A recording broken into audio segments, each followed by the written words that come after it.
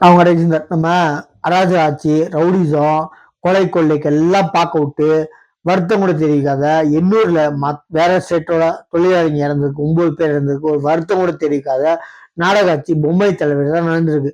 அந்த ஆட்சியில இப்ப நல்லா புரிஞ்சுக்கோங்க. சில ஆமு குஞ்சுகள், எலி குஞ்சுகள்லாம் 20 நிமிஷத்துல போனீங்களா கிண்டல் அடிச்சிங்கன்னா இப்ப அமித்ஷா போயிட்டாரு அப்படின்றாங்க. அமித்ஷா இன்னைக்கு சாயங்காலம் அந்த பாமை கண்டுபிடிச்சது விசாரணையில பல இடத்துல கண்டுபிடிச்சது பாமை கொண்டு போய் போலீஸ் ஸ்டேஷன்ல என்ன ரகமான பாம்புன்னு கண்டுபிடிக்கிற இடத்துல ஏதோ தப்பாகி அந்த பாம்பு வெடிச்சிருச்சு போலீஸ் ஸ்டேஷன். அந்த போலீஸ் ஸ்டேஷன்ல 9 பேர் இறந்துட்டாங்க.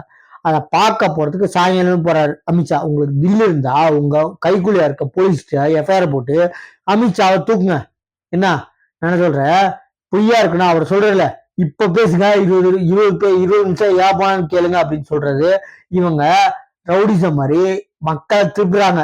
கேளுங்க, பிஜேபியை ஒடுக்குங்க, சாலை மறியல் பண்ணுங்கன்னு அராஜகத்தை தூண்டுறாங்க. நான் சொல்ற வெளிப்பையா அராஜகத்தை தூண்டுற கட்சி, ஒட்டுமொத்த கட்சி, கட்சியோட தலைவர், கொள்ளுப்பேரன், கொள்ளுத்தாத்தா எல்லாரும் தூக்கி உள்ள வைக்கணும். அராஜகத்தை உண்டு பெறாங்க மக்கள்கிட்ட.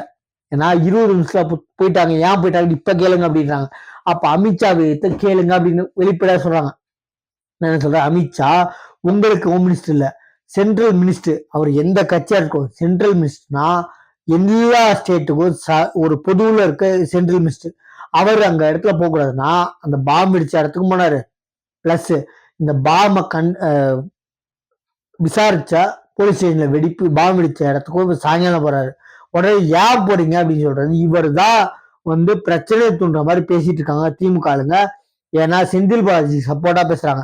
என்ன 44 லட்சம் நன்கொடை கொடுத்துருக்கீங்கன்னு கேள்வி இருக்கு. என்ன நல்லவன் எவனும் சொல்ல மாட்டான், உங்க கட்சியில எவனும் நல்லவன் சொல்ல மாட்டான். இதுல பெருமை வேற, மேய்க்கிறது எருமை, அதுல பெருமை வேற. என்னை எவனும் சொல்ல மாட்டான். எவன் சொன்னா என்னன்னு, எப்பா உனக்கு ஏன் நன்கொடை கொடுத்தான்ல, நீ உனக்கு தில்லு இருந்தா திராணி 400 கோடி இல்ல 4000 கோடி கொடு, எவனும் கேட்க மாட்டாங்க.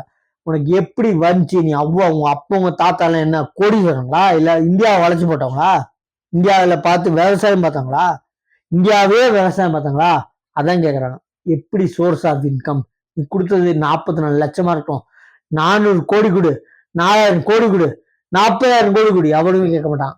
யாரும் கேட்கல. இந்த 44 லட்சம் உனக்கு எப்படி வந்துச்சு, எம்எல்ஏ எம்பியா இருந்ததுனாலயா?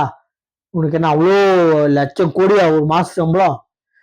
இல்ல இடி என்போர்ஸ்மெண்ட் டைரக்டர் சொல்லியிருக்காங்க நீ 800 கோடி லஞ்சம் வாங்கிக்கிறேன்னு. அப்போ ஊழல் எவ்வளவு 1000 கோடி பண்ணிருப்ப, எவ்வளவு 1000 கோடி பண்ணிருப்ப. அராஜகத்தின் உச்சம். சரிங்களா? நம்ம சேனல் சப்ஸ்கிரைப் பண்ணி பாருங்க. இப்ப நீங்க சென்ட்ரல் கவர்மெண்ட்டை எனக்கு ஆக்சுவலி விமர்சிக்கலாம், தப்பு இல்லை, சொல்றத தெளிவா சொல்லுங்க. இந்த மாதிரி அவங்க போனாங்கல்ல, இப்ப பாருங்க பாம்பு அடிச்ச வீட்டை தரமட்டமாக்கி இருக்காங்க.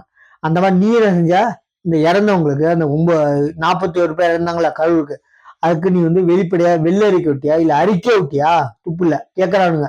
அவர் அமித்ஷா போறாரு அப்படின்னு சொல்லிட்டு பொதுமக்களை அமித்ஷாக்கு ஆப்போசிட்ல திருப்பிடுறாரு. அப்ப அராஜகத்தை தூண்டுறதுனால இவங்க வன்முறையை தூண்டுற மாதிரி பேசுறாங்க. இவங்க மேலதான் ஃபைல் பண்ணி எஃப்ஐஆர். இவங்களா குண்டர் சட்டத்தில் தூக்கி வைக்கணும். சரிங்களா? 2024 எலெக்ஷன்ல காசை கொடுத்து ஜெயிச்சலாம்னு நினைக்காதீங்க. அவருக்கே தெரிஞ்சு போச்சு. யாரு? சிஎம்க்கு, நம்ம நாடக கோஷ்டியோட தலைவருக்கு அவர் தெரிஞ்சு போச்சு.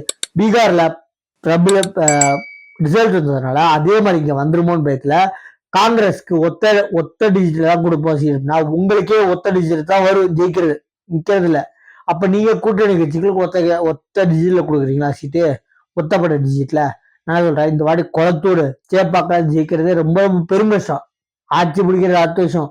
உங்க கூட்டணி கட்சி தலைவர்கள் என்ன பிடிக்கிட்டீங்க, என்ன பிடிக்கிட்டேன்னு போய் ஓட்டு கேட்பீங்க.